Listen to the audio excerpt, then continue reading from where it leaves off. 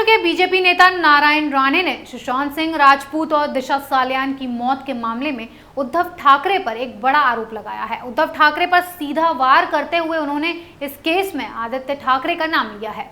नारायण राणे से पहले कंगना भी आदित्य को इस केस में आरोपी बता चुकी हैं। क्या है पूरा मामला, देखिए हमारी इस रिपोर्ट में।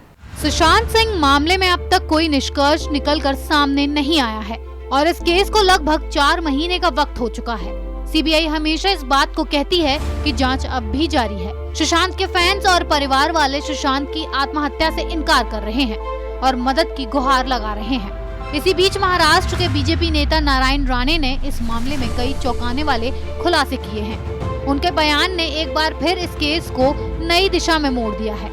महाराष्ट्र के मुख्यमंत्री उद्धव ठाकरे की दशहरा रैली में दिए गए बयान के बाद भाजपा नेता ने उनके खिलाफ मोर्चा खोल दिया है।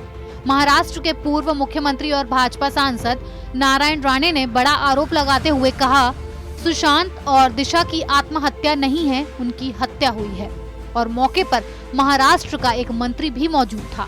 जल्द ही इसका खुलासा होगा।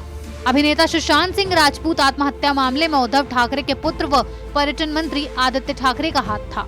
उन्होंने उद्धव पर आरोप लगाया कि दशहरा रैली केवल मात्र आदित्य ठाकरे को क्लीन चिट देने के लिए थी।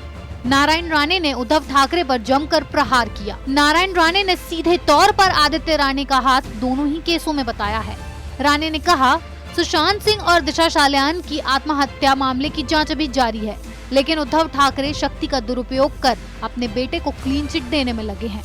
इतना ही नहीं, उन्होंने उद्धव ठाकरे को प्रगतिशील महाराष्ट्र के बुद्धू मुख्यमंत्री तक कह दिया और कहा कि वो मुख्यमंत्री बनने के लायक नहीं है।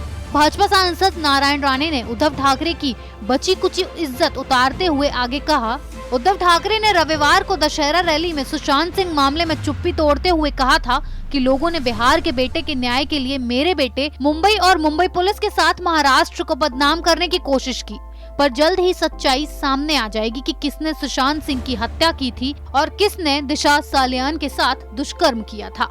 नारायण राणे ने ये भी कहा, सुशांत सिंह की लड़ाई हुई थी और उसके बाद उनका मर्डर किया गया है और सुशांत को न्याय मिलने की बात कही है। इस मामले में नारायण राणे के सामने आने से पहले उनके बेटे नीतीश राणे ने भी कई बातों का खुलासा किया था और कहा था कि अगर सीबीआई उनसे सबूत मांगेगी तो वो उन्हें दे देगी।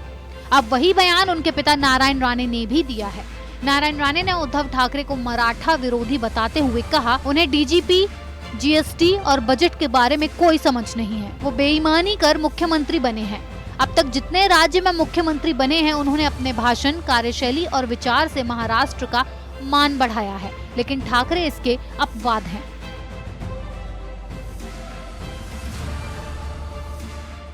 उद्धव ठाकरे पर अब शिकंजा पूरी तरह से कस चुका है। हर तरफ से मुंह की खार है उद्धव ठाकरे को।